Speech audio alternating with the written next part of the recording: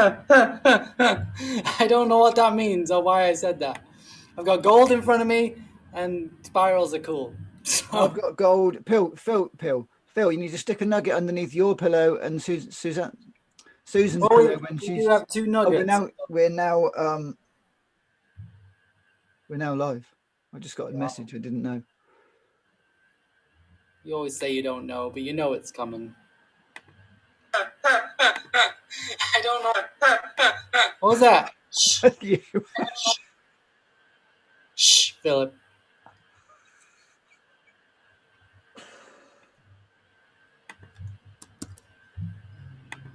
Come on. Oh man, I'm gonna go to brand new tube.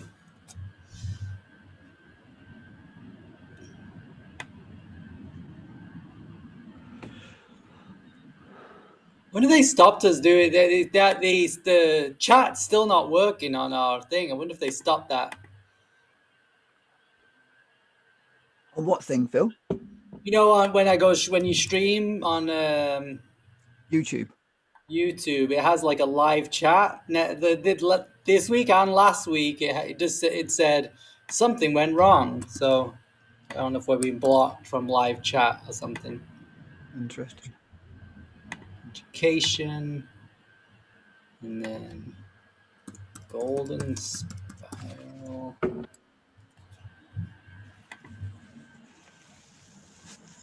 All right, it's doing its thing to run YouTube, so it'll automatically upload. Well, I'm Phil, And I'm Phil. and you've joined us for another edition of the Phil and Phil Show. Welcome, everybody. So, Phil, what's the show about tonight? I don't know. So we've got nothing. So we've got nothing planned then. No. Oh, okay. Do we ever have anything planned? Yeah, sometimes we have guests. Oh, that's true. Then we have to have a plan. Well, I Well, we just have to have a plan golden that they're going to. spiral because I've got some little nuggets of gold here Oh, today. yeah. Yeah, that's what we were saying actually. Just before you went, I said that you need to put a little nugget of gold underneath your pillow and Susan's pillow, so you can sleep with that vibration of gold. Because gold is about higher awareness. It's about the I am consciousness. It's about being sovereign. Gold's sovereign, right? So it's all about being sovereign and being in your truth. So anyone's got a little bit of gold, stick it under your pillow when you're sleeping at night. Right. And And yeah, and getting gold is not about the money. It is the energy of the precious metal. So when you're getting gold, you're not really thinking about an investment. You're just kind of it's kind of more well, it is an investment, but it's kind of more of a spiritual investment of connecting to that sacred metal. So I like that little drop at the end, Phil. Chink, chink. that's some silver. So I got some silver too. Ah, so what? Yeah, tell us about your silver coins, Phil. Well, I just got these yesterday, so What are they? Nickels? they're actually quarters. Yeah, that's So right. So back in the past, in the US, the coins were made of silver. So I don't know the exact date, but I think it's like 90% silver. It's like some dates on these: 1956, 1950, 1964. So they're all old coins. So then they changed that in circulation and they made them pretty much worthless with cheap metals. That one looks old. I can't even read the date on that one. So Yeah, I'm just gonna find out for you, Phil. 1962. So yeah, it's just like nice to have the energetic of those. Yeah. So Ah, Phil, interesting. 1964 right. is the last year of circulation of strike quarters. Silver quarters in proof sets were in the 1976 set, and this was a special set of 3 coins. So how much? It's like 90% silver, right? Oh, I haven't got that much in there. Right. The Treasury repealed the function of Original Silver Purchase Act of 1934 through a series of legislation between 61 and 63. They took our money. What did they do with it? They So took our silver. did you know, Phil, that in 1971 it was illegal for an American to own gold? What? Really? Didn't you know that? I didn't know that. Rich Dad Poor Dad talks about it when he was in Vietnam. Oh, here we go. It wasn't until this is about silver. In 1965, the United States government stopped making silver from dimes, quarters, and reduced the amount of silver in half dollars. It wasn't until 1970 when silver was removed from the dollar coins. In 1933, silver became the standard in the US due to the Great Depression and the rule that no Americans can own gold. 1933, no Americans could own gold. How's Interesting. that then?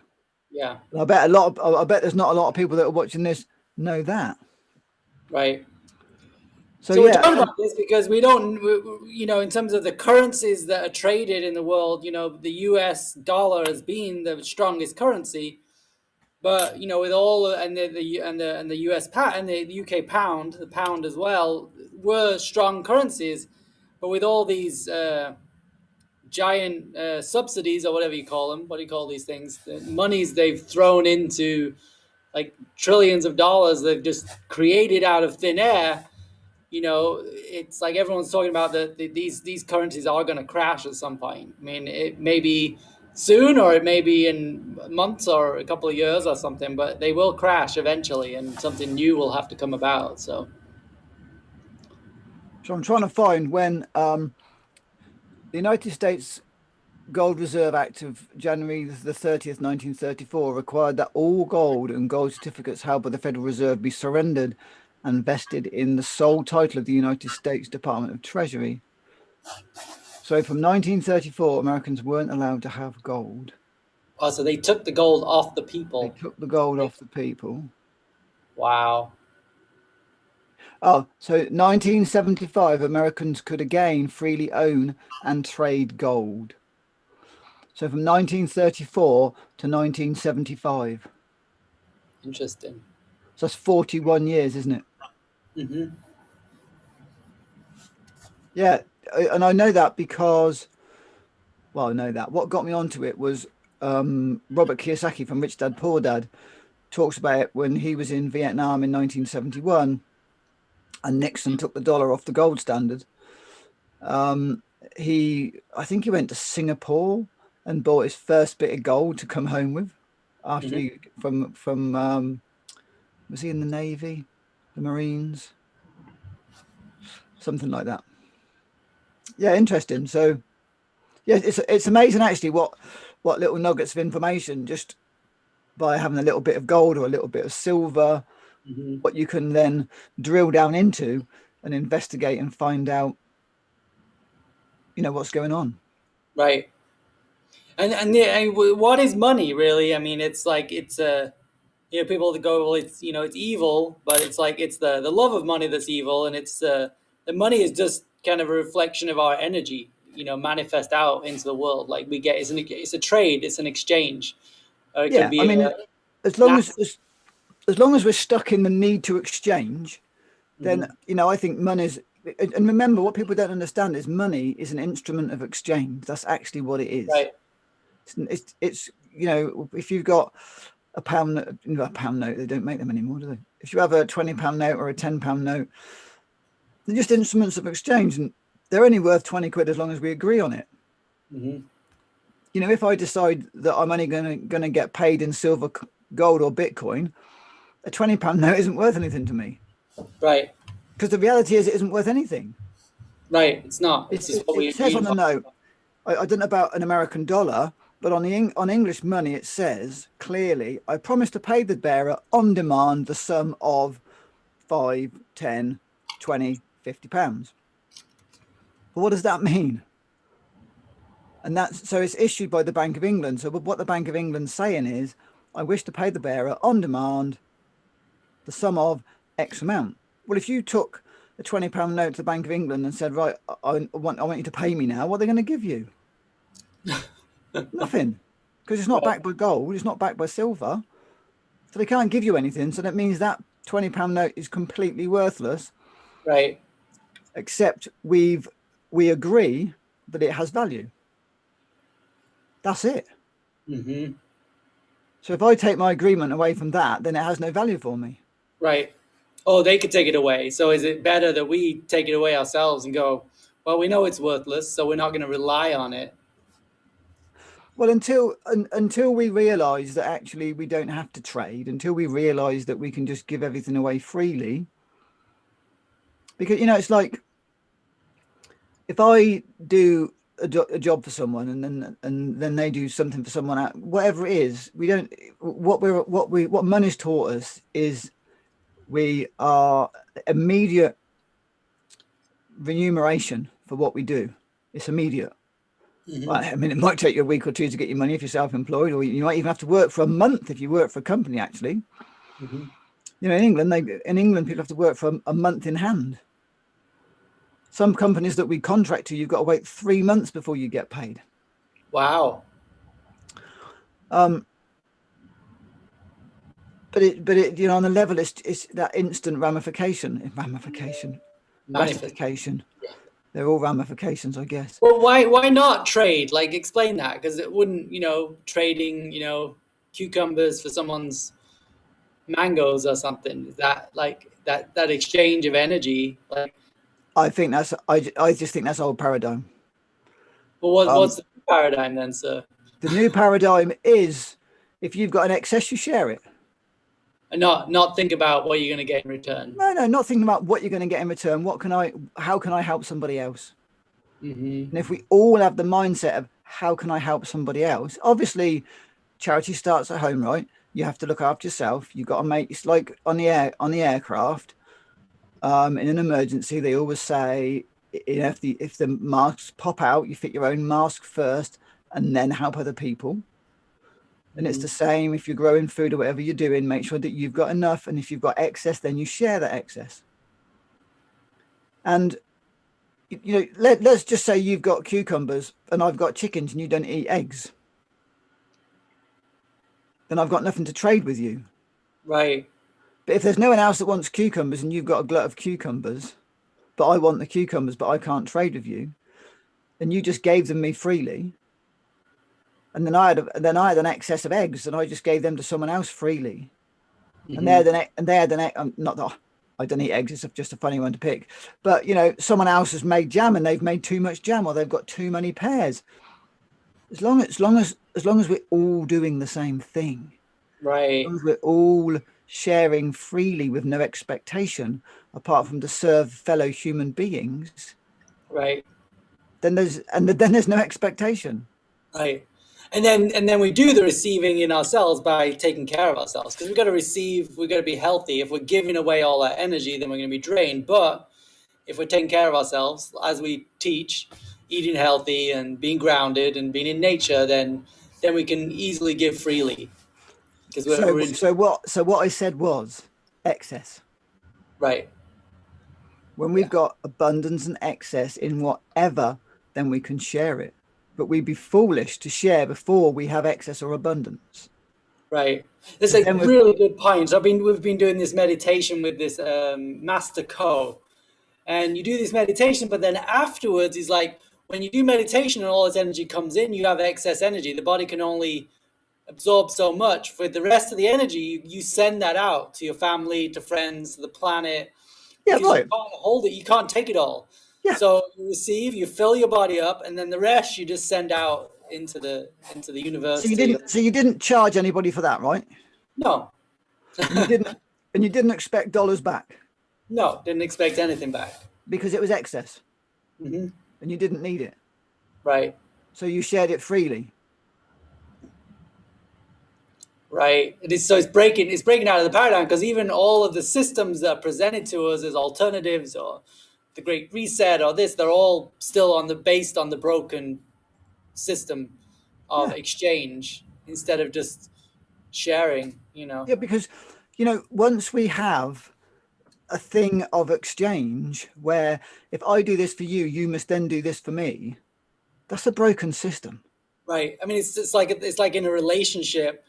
if you're in a relationship and you're keeping score of what you did. Well, I did the dishes last night, so it's your turn tonight. It's like, no, it's like if you do the dishes, you do the dishes. Like, and it's like it's not this trade. Like when you have a trade in a relationship, it's a business partnership, and it doesn't work, or it works, but it's not intimate because it's all like I'll do this for you, you do this for me, instead of just you just do it because that's what you do, you know? As long as in any relationship, whatever the relationship is, we're all giving freely. Right. And that, and you know, we're in such a mindset of I'll do this and you've got to do that. And actually it becomes really boring. And then if you're trading, you might as well stick with money, because money actually is a really useful vehicle of exchange. You know, it's actually, I think money is great. I think money is amazing. It's really easy. I can just zip you over whatever, you know. I can make a phone call in to America.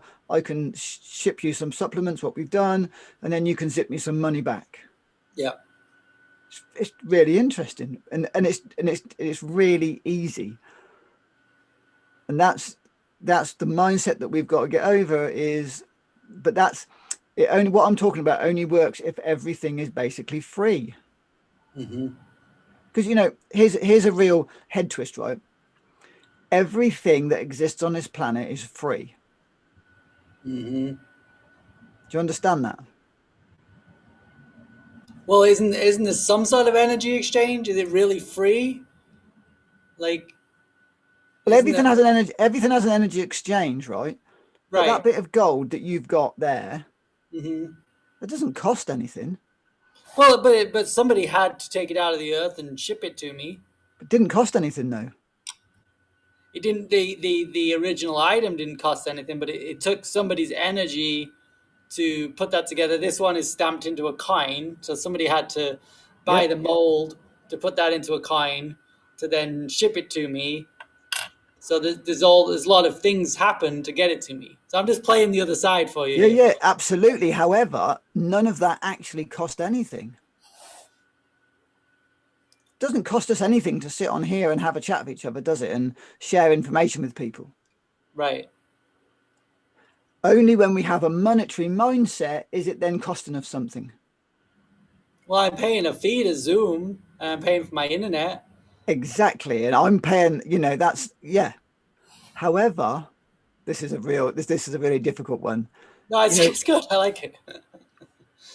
but like this microphone, right? Every single part of this microphone came off of the planet, Right. and the planet didn't charge us for any of it. Mm-hmm. So every part of that microphone was free. It's only Right. when man came along and went, oh, I want X amount for doing this and for doing that and for doing that. Every part that it cost to everything that was made to extract that gold initially didn't cost anything until man put a price on it. That's true in that system. So let's go back to Native Americans, for example, right? There's a proverb, and it goes something like, I'm not going to get it all right, so bear with me. We had no prisons, therefore we had no criminals. We had no criminals because if we saw someone with nothing, we gave them what they needed. Mm-hmm. They didn't charge them for a teepee or a horse or food. Mm-hmm. They just gave it because that person didn't have anywhere to live and they didn't have a horse. So they Right. would give it to Mm-hmm. that person.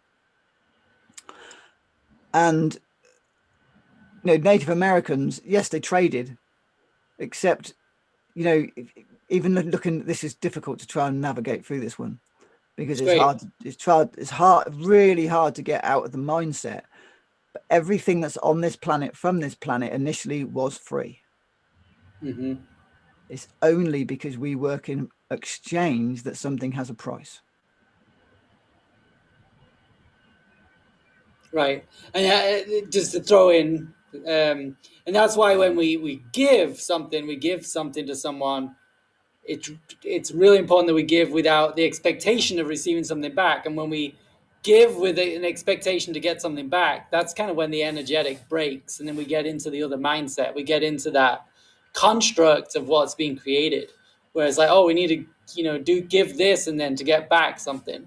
Whereas if we just give without expectation, you give to somebody, give somebody on the street who needs some food. We passed a guy on the street yesterday, and we just bought some nice cookies and we gave him one, from our local restaurant, and he's just really appreciative.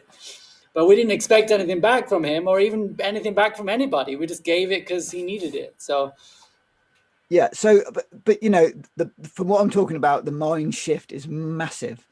it is huge. It's kind of hard to grasp that. It's really difficult to grasp. But that's what I realized, that everything on this planet initially costs nothing. Mm-hmm. It's only when humans, in this case, decide something has a different value to what it has. Right. Because somebody's decided they own all of this. Like, we can't live on the land without having to pay Caesar, or the government, or well, I whatever. think you'll find we're basically still paying Caesar, Phil. Well, basically, yeah. But all the buildings are the same all around the world. Yeah. So like that's crazy. Like, we can't just live on the land wherever we want. Like what? We're born onto this land, but we've become a commodity, right? We were born into this system, and our part of us was sold as, on a piece of paper. We've been sold. So we were a commodity as we were born, and then we bought into that system. Like, oh, well, you can't just live where you want. You don't, like, the land is not. You have to pay to be on this land, or pay some tax or something like that. Interesting, Phil, right? Me and my sister learned yesterday that once you get the vote, you are then saying that you are able to pay tax. So once you vote, you're then taxable. Okay. So in England, I don't know how many years ago, it was only the wealthy people that could vote, because it was only the wealthy people that could pay tax. But then they made it that everyone was able to pay tax, therefore they could vote. Interesting. But once you vote, you then are saying, okay, I can pay tax now. Mm-hmm. It's interesting, isn't it? What makes us taxable? And it's probably partly why they allowed, people who couldn't vote before, minorities or whatever, to vote, because it wasn't necessarily about being equal rights. It was like, oh, well, we can tax them if we allow them to vote. It's a good point. I wonder, with the women in Britain getting the vote, I wonder, did they pay tax before they got the vote? Or how long did they start paying tax after they got the vote? Would be interesting to know. Right. Mm-hmm. Yeah. So once you dive down this rabbit hole of common law and legalese and maritime law and all the rest of it, man, there's a big rabbit warren underneath that lot. Right. But it's an important discussion, because we don't know we've bought into this system, or we were born into this system. Well, we were born in, we were given away at birth, we were sold on the stock exchange. You've heard the old expression, you're worth your weight in gold. That's what they do at birth, is they float your birth weight on the stock exchange in gold. Interesting. So if you were £8.3, that's what you're actually worth, £8.3 worth of gold. And that stays that way, or does it change? Well, when 50 years ago, mm-hmm. 1 ounce of gold was 15 English pounds. Mm-hmm. 1 ounce of gold today is £1,500. Mm-hmm. And, an ounce of gold, it's a troy ounce. It's not what we would call a proper. It's not a true ounce, and I don't know what the weight of a troy ounce is, but that's what they measure precious metals in, is a troy ounce. Mm-hmm. I guess we could look it up on the internet and find out what weight a troy ounce actually is. But yeah, so if you're and I've got no idea how many ounces are in £8.3 or whatever it is. Let's just say £8. 16 ounces to a pound. 8 16s are a lot, right? Yeah. 10 eights are 80, and 8 sixes are 64. No, they can't be. 10 sixes are 60. Oh my God. 108 or something, right? Yeah. Yeah, somewhere like that, somewhere around there. So it's 108 ounces. So you times 15,000 by 108. You have to calculate that now, aren't you? Yes, I am. I am, Phil, because my brain just can't do that level of math. And this is something that I'm getting to the point of ending what I actually know I'm talking about. Well, let's move on to. We'll do some colored mirrors. How about some colored mirrors for everybody? Change. Oh, Phil, Yeah, 1.62 million. that's what I was worth at birth, according Uh, to you. £8. No, that's what your £8, your £8 birth weight is now worth 1.62 million. Wow. Boom. Interesting. And then that's probably sold 10 times as well. So because of fractal banking. So yeah, Hmm. no, that's me. I'm kind of at my limit there. Um, there is more we can do, but that would get too far down the rabbit hole. So yeah, thanks for showing that bit of gold, Phil. Who knew where we were going with that? Well, it's important. I mean, it's a tough topic to talk about money. So we like to be vulnerable and talk about something we're uncomfortable. So Yeah, I mean that's so uncomfortable. yeah, So you want some coloured mirrors now to shift the mood of that? Let's get yes. Oriel. Are you ready then, Phil?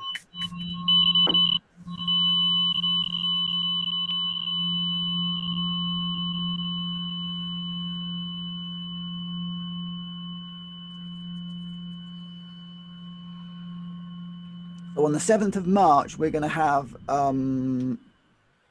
my teacher and my teacher and therapist is going to come on. And therapist. Ooh, it's a bit of a dodgy word for lots of people, especially in England, isn't it? That's not. Yeah, you're not allowed to say therapist, huh? No, sorry, that's like a swear word, isn't it? My facilitator.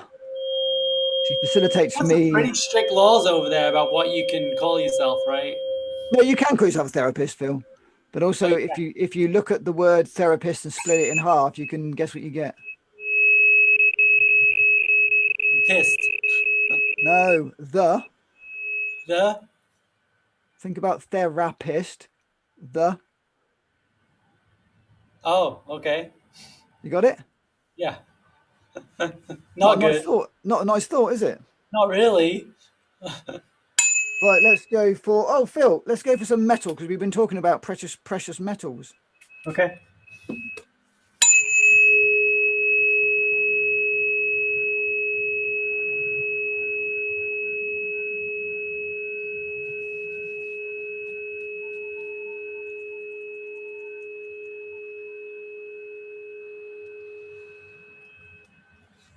What was that?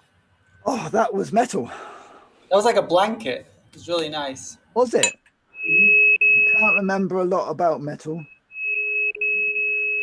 I'll see if it's in my little book, Phil. Can't I've believe got how like you just feel this energy like immediately. It's just so this fab. is these are called coloured mirror oracle cards. Oh, She nice. might. This is Moira Bush that wrote this. She might have metal in here. The Just gold. feels so good. It's just like a really gentle, just loving energy when you send that across. So gold, Phil. This is interesting. Gold is I am claiming authentic power. Okay.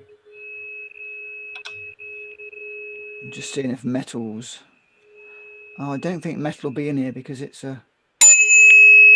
Okay, gold metal element, the alchemist. It's about alchemy.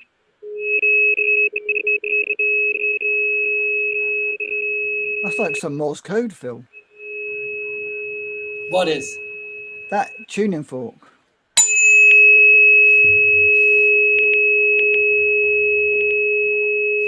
Okay, gold, metal element, the alchemist. You are in a process of alchemy and huge changes in your life. Alchemy turns base metal into the precious metal of gold through spiritual power. You too can shift your feeling to having no value into being human, to claiming your precious golden self. It does say more, but that's that one. I have not got much left in that one now. You can Oh, see. Can see. give us another blast of that then. Of the metal. Yeah. So this is about authentic. This is about this one particular is about alchemy, and it's about being the best you can be through spiritual practice. Breathe it in, share it out, and put it through my field.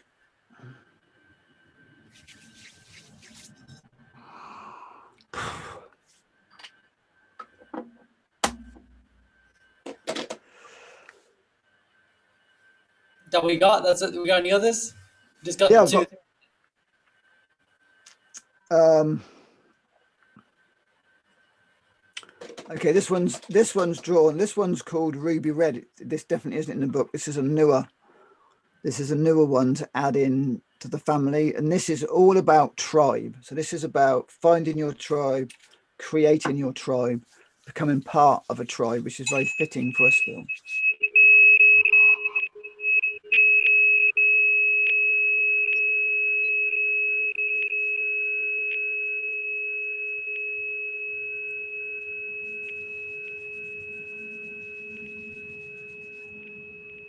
I saw us all sitting around a campfire. That's what that triggered. Oh yeah, that's beautiful, Phil. Well done. Yeah. And then let's use some. Let's use Moldavite. Those of you that know about crystals, you'll know about Moldavite. But Moldavite is it's said to have come from an asteroid about, I think it's 15,000 years ago. I'm not sure. When I first used to play with Moldavite, I just used to leave my body because it was just too much for me. And what I've now found out is Moldavite actually is a really good grounding tool. So before it was, for me, it was like astral travel, but I think that's because there was so much trauma and pain in my body that coming into my body just meant I left because it was just too much. Look at that. Can you see that color on there? Wow. Oh, Gonna go down your wrist.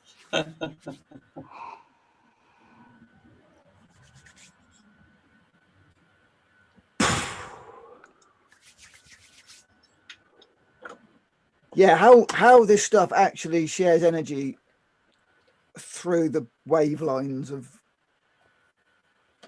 this stuff is just amazing. So yeah, you can have sessions anywhere in the world on Zoom. It's just So incredible. it's a mixture of water and the mineral. So it's just the mineral. What's making the color? In this one, there's an alcohol base to it, as far as I know. Mhm. Water, alcohol, and then little metal sparkles. Is there metal sparkles in that one? No, I don't think there is. So yeah, there's just some color in there, Phil. I'm not sure. I can't remember.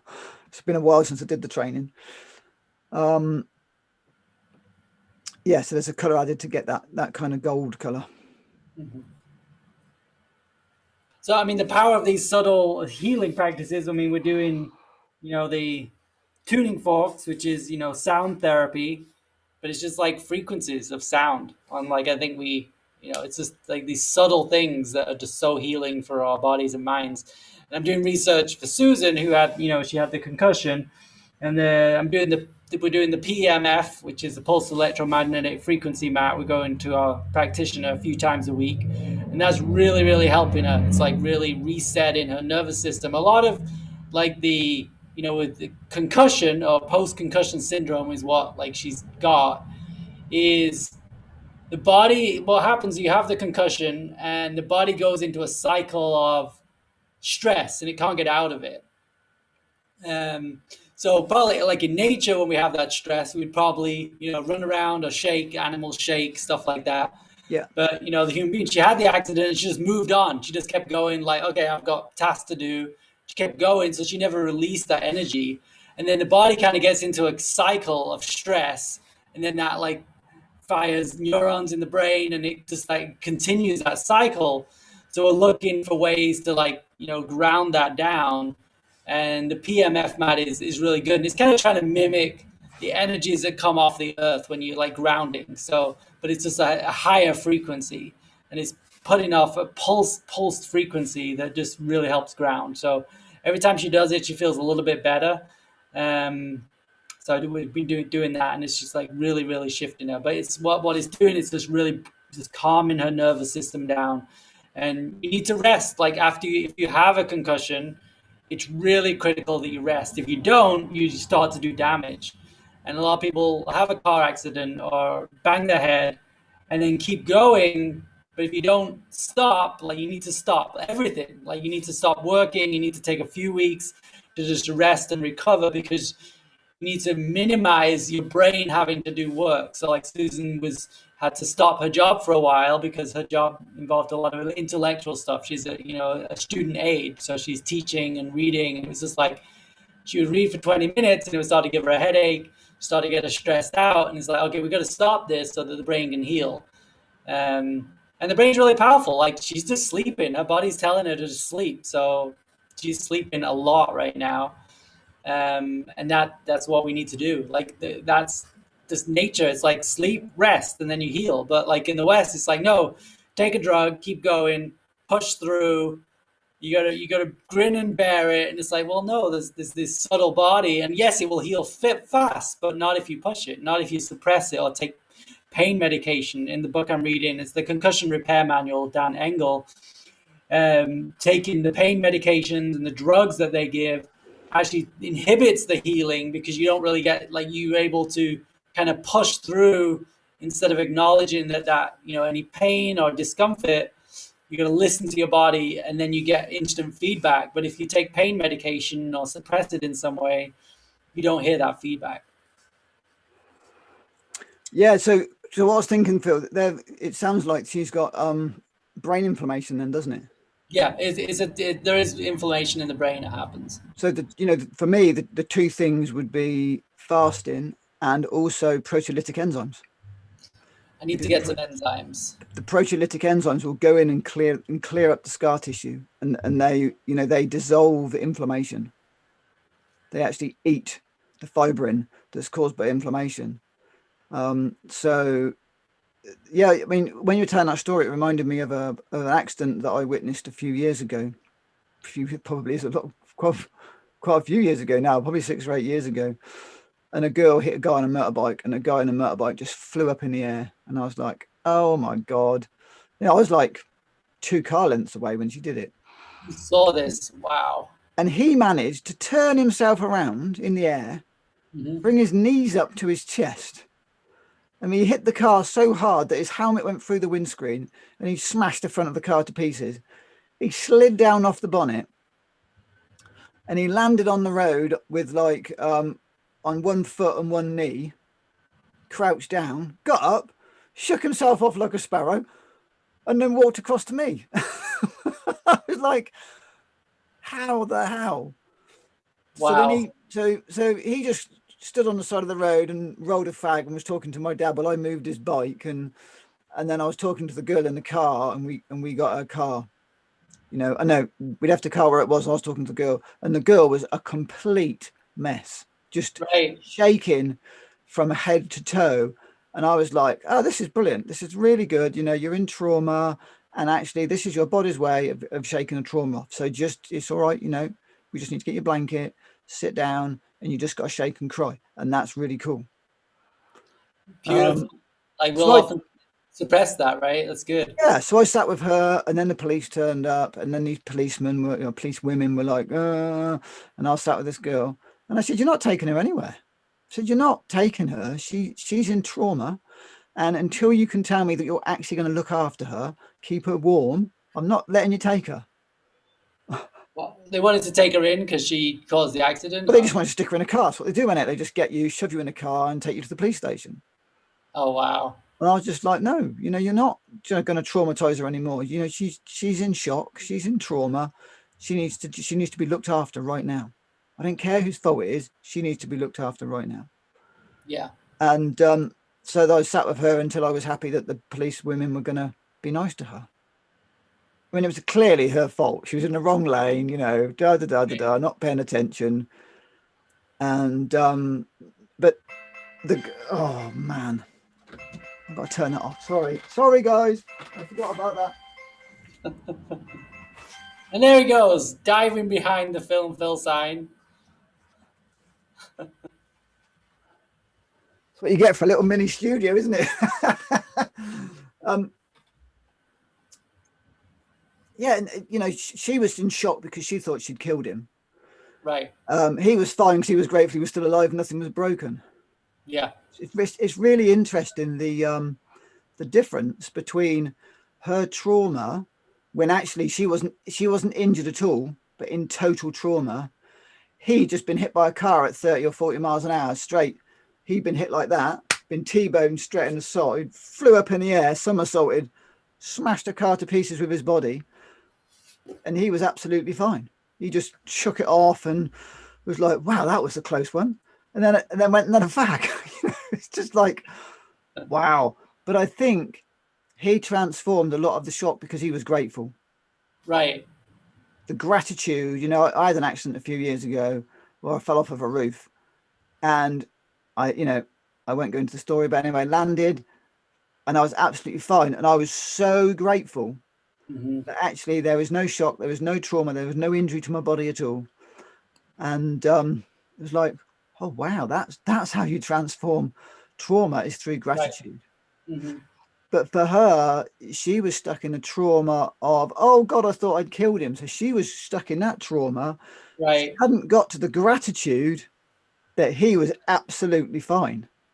And no one was actually, no one was killed. Two, no one was really injured. And the police were trying to get him to go to hospital. He said, look, I'm fine. I'm just going to go home, get in the bath, and I shall know if I've got to go to hospital or not. Right. I mean, he might have had some level of concussion. It's hard to know, but generally he was pretty good. But sometimes you don't notice these things till later. But yeah. I mean, he was so on it. He said to my dad, what's the old boy's name? And he said, Phil Grist. And he said, oh, yeah, I know him. I've come across his name before. So he couldn't have been that concussed. We'd never met. Right. But yet my name, somewhere in his mind, my name was there. And it's just like, wow. So yeah, there wasn't a lot wrong with him if he knew that. Do you know what I mean? But once again, that gratitude, we're back to gratitude. And so he was in gratitude that he wasn't dead. She couldn't get over the fact that he wasn't dead. But then you helped her. You helped her just honor that she was traumatized, which is fine. I mean, if you think you've killed someone, you're going to be traumatized. So, and you facilitated her natural body reaction, to release, to cry, to shake, and just, and keep her warm. That's a shock. So you supported her in that, which is beautiful. But the funny thing was, Phil, because I was talking to her to just keep her present so she didn't dive too much into it all. So I said, oh, where you been coming from? And she said, oh, I've just been on this course. And I said, oh, wow, have you? What kind of course have you been on then? And she said, I've been on a mindfulness course.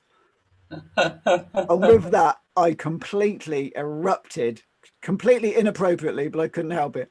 I completely erupted into laughter, just hysterical, because she'd been on a mindfulness course and she just smashed a bloke's motorbike to pieces, and she was in the wrong lane.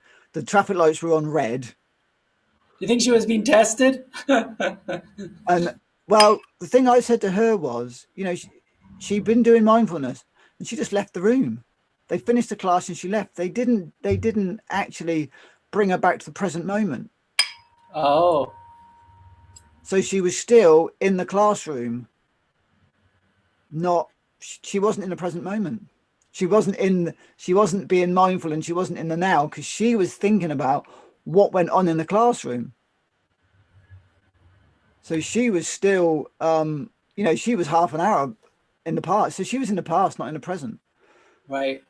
And you know, and bless her, that was her first. That was the first course she'd done. So it was an introduction, but you know, bless her, what an introduction that was to mindfulness, Yeah. right? But she was out of her body. Mhm. Well, so it's the importance of like we can do all this spiritual work, but if we're not in our bodies, like it's great, but then we need to come back down to interact on the physical plane. So we need both, and that balance of like having an open energy to spirit, and then being grounded is can be challenging. Now, one of the things that I've realised from doing lots of different courses over the years is I often help the facilitator, the teacher, whatever you want to call them, to pack up. And what I've found over the years is I'm nearly always the last one to leave. What I've realised is that's my way of grounding myself back into the real world. Is I just pack up. I clear, you know, whether we were out in the woods doing bushcraft and survival skills, I always used to pack up because it took me from being completely immersed in that and being totally present in that. And if I was to come out into the world, I would be bloody useless because Right. I'd be so in that moment. Hmm. And by actually packing up, you know, when you're doing like survival skill stuff, there's a lot of gear to pack up and it takes a few hours. And actually, that was my way of grounding out, and it very, very useful. And the same if I go and do, when I used to go and do the coloured mirrors workshops, was I'd always help pack up, and I didn't understand why until actually this year, and it's like, that's why I do that because actually it grounds me out. It makes me become into don't know how to explain it really. It grounds me out. I guess that's all I can say. It brings me back into the present moment of kind of normal life as opposed to being in that bubble really deeply immersed in what we do. Well, I think there's that transition between things that's important to go. Okay, well, I've been doing this, and we're running to the next thing, and what you're doing is like, well, okay, there's a transition, an energetic transition, as well as a physical transition, and you honored that, which is really great. I mean, they talk Yeah. about like a monk in the mountains coming down, being there and then screams at everybody. Like they didn't really have a transition between those two energies. Like it's easy to, you know, not easy, but you can bring peace by meditating. But can you then interact peacefully, or are you going to scream at somebody? It's like, okay, you know. Well, I mean, it's a little bit like when I was at the Tree of Life with you, Phil, and I was there for 13 weeks, and I only went off the mountain 3 times. Hmm. And I know when you took me to Tucson, it was like I was just like in shock Hmm. because the difference of the energy in the mountains and only people doing raw food and spiritual awakening to then go into Tucson, which is a massive city. It's not in American terms, but for me, it was a massive city. Um, wow, it's just complete overload on every level. So I'm not surprised the monks screamed, you know, Hmm. because it's so different. And all the, Right. you know, in a city, all of the angst that people are carrying, and if you're that sensitive, like I was when we were at the tree, um, you know, I became that in tune and insensitive and sensitive to what was going on that everything just it was just raw. It was Right. just so it felt so crude. Hmm. Well, I mean, I mean, you're living in the country now, so you have a nice grounding space. But I'm living in a very big city. Phoenix is freaking huge, and like it's a lot of. It's been a challenge going from living in the Tree of Life and then going to California and then coming here, and it's like it's challenging to live in this environment and be sensitive because I'm very sensitive and very empathic. Um, and I think that we've talked about it a little bit, but like I think that's why I'm not like totally raw food because the cooked food as a grounding effect and makes it a little bit easier to kind of interact in this environment. Um, so it's a compromise that I'm making, but it also kind of makes it easier to live in this environment. Yeah, I don't know. You know, I know, for instance, if I go to festivals or if I go into, say, I'll go to London, I find myself, I don't eat cooked food, but I eat. I eat dehydrated crackers, avocados, energy bars, energy balls. Anywhere I go where there's a lot of people, then I do that. It's kind of the equivalent of cooked food, really, but it isn't. I still keep it raw, but it's dense. It's very dense. It's like, Mhm. when I travel, I find myself eating dense food. I can't do fruit so much. Yeah. Even though the fruit is very refreshing, especially if you're flying, Mhm. grapes. I found bananas are rubbish to travel with because they just go to mush really quickly. They are like the worst thing ever, and you'd have thought they were like the best thing ever, but they're not. No. They're dreadful. I've done Whereas, cucumbers on flights. They're really good because they're hydrating and they're firm, so they don't get mashed around. yeah, I never thought of cucumbers. My normal one now is grapes because they come in their own little punnet with a little plastic wrapper on the top of them, and Right. that keeps them fairly stable in your rucksack when you're traveling. Right. But yeah, festivals I find myself eating, because I run a little shop at festivals and um, I sell raw foods, and I do raw foods and crystals and incense and things like coconut water and things like that at festivals. And I find myself often with my hand in the nut bag. Hmm. Um, or in if I've got crackers or energy bars or energy balls, then I tend to live on those. Hmm. And that's what I found from doing events with lots of people. Um, and I guess on a level it's comfort food, right? Yeah. Hmm. And that's where the nuts and the seeds and activated nuts and seeds and or some chocolate or crackers. That's where they come in because it's I think for you, Phil, as well, being in towns is very uncomfortable on an energetic level. And that's where the sweet potato. I know you eat really good cooked food stuff, but that's probably where it comes in because it's comforting your energy field. Hmm. And it's tough. We're not designed to live like that.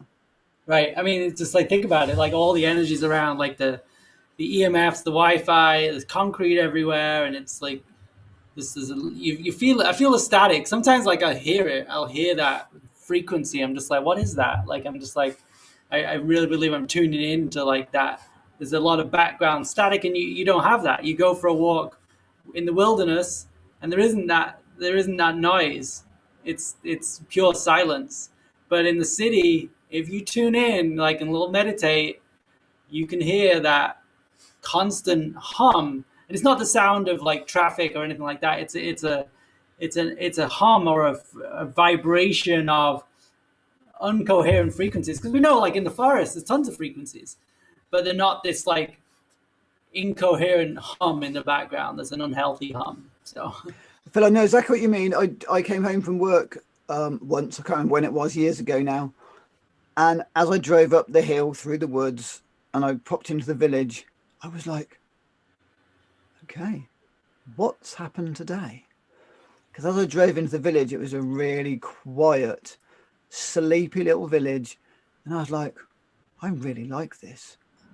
And I'd get back and I'd be like, Mum, what's going on? Oh, we've had a power cut. And I could feel the power mhm, cut. right. And I can't feel it when it's on all the time.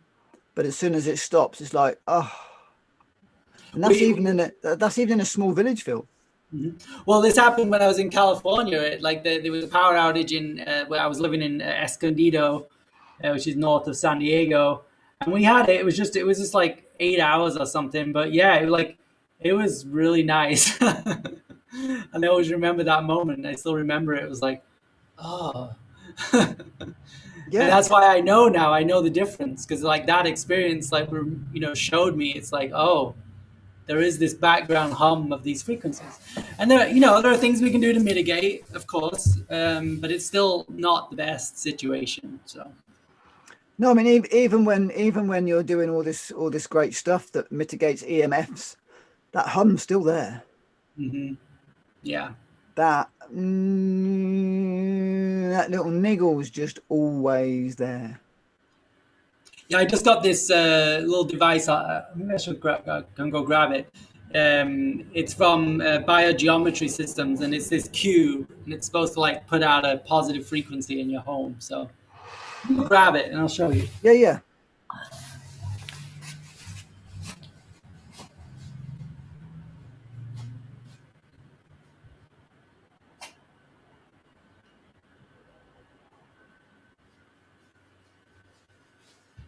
Hi, Annie. Thanks for coming on.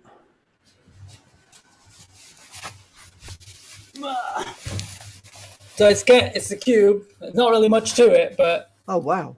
it's based on biogeometry, which kind of the guy who did it, who's done this work. I got a ring on and like a pendant. But he basically it goes back to like the Egyptians and just different frequencies and symbologies. It's really cool stuff. So I'm not done a course on it. I'm just using it because I have a friend who teaches it. So I'm not really an expert on it yet. So So just show us that little cube again, Phil.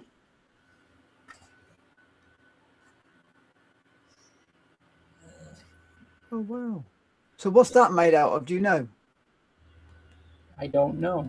Is it like a polyester resin or is it crystal? I think it's a polyester resin. Yeah, Well, it's probably a plant resin, actually, isn't it? it might. Yeah, might be. More likely than not, it'll be a plant resin. Mm-hmm.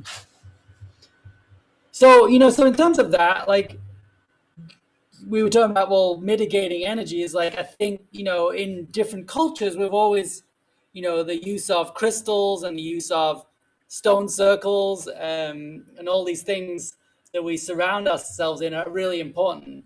Like they are different energetics that we pick up, whether it's, just our garden and our flowers and all of these are the different energies that we put around us that enhance our natural space. So it's not like, I mean, these are new technologies, but in the ancient times, it was crystals and plants and trees and what you make your home out of are all like creating that sacred space. And that takes us right the way back to the beginning of our conversation, which is precious metals. Exactly. The precious metals were used by nearly all of the ancient civilizations. Now people, I can hear people going, oh yeah, crystals and precious metals. However, what you've got to remember is your mobile phone works on crystals, gold and silver, platinum, and Silica, silica. There's another metal as well. rhodium, maybe. Yeah, palladium. Palladium. Okay. Palladium. So there's all these precious metals and these crystals, clear quartz crystals, they're in every electronic device that you use is run because of crystals.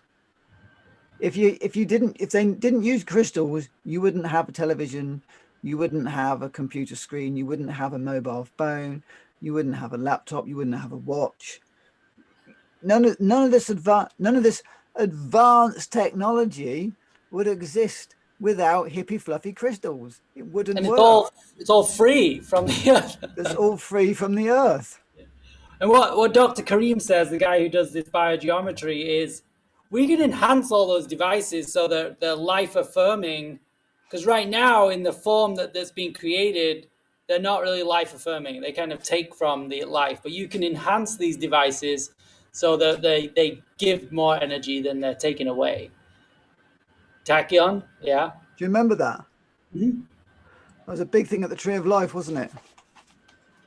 And again, tachyon, it's a Star Trek thing, isn't it? Where they used to fly through the tachyon fields. Yeah. And so what they've done is they've got tachyon dust particles, basically, and they've infused it into silica. So we got tachyon, which is space age nonsense, and silica, which is a hippie fluffy crystal that all of our devices is all run on all this stuff. That's what we've got to remember. It's all run on this stuff. All of our electronics are run on precious metals and crystals. Bizarre, isn't it? When you really think about that. Mm-hmm. That's what allows us to communicate halfway across the world, around the world, across the world, over the world, whichever way, under the world, whichever way we're going. That's what allows us to communicate is crystals and precious metals. Beautiful. It's incredible, isn't it? Well, I think that brings us full circle in this show. What do you think? I reckon so. Yeah, let's yeah, go buy a bit of silver, go buy a bit of gold, and remember to hug your crystals. Well, I'm Phil, And I'm Phil. and this has been another incredible episode of the Phil and Phil Show. So thanks everyone for watching. Thanks to our tribe that's loyal, that comes and listens to us discuss and talk and explore things that are coming up, things that are in life, in real life with us. So inflammation, remember, enzymes. Gold is great for the I am consciousness and to protect your wealth and assets. It's great. Silver and other precious metals, slowing amazing. down, just transitioning between things and just bringing yourself back into the moment, into that space, and allowing, honoring yourself. If you go through a stressful incident, know that that is stressful and come into gratitude, work through it. Don't move on. Don't ignore it is maybe the message from that. Yeah. So thanks for watching. That's been another great Phil and Phil episode. Thank you, Phil. Thank you, me. Thanks, Phil. Check us Thanks, out, Phil. philandphil.com. Sign up for our newsletter. I'm going to start sending out newsletters for everybody. So just Amazing. Just things I find. So join our newsletter. Send us a couple of dollars, a couple of ounces of gold to our to our funds. Help us pay for our work, if you like. It's all free though, so it's up to you. Phil's going to set up a Bitcoin link soon. So I need to learn how to do that, don't I? I just thought I'd throw that one in. Thanks, Phil. I always figure it out. So yeah, let's just be open. Let's just be open to those donations that are coming in whatever direction they come in. So yeah, watch for that link for the Bitcoin donation. Great. Thanks, Love guys. you.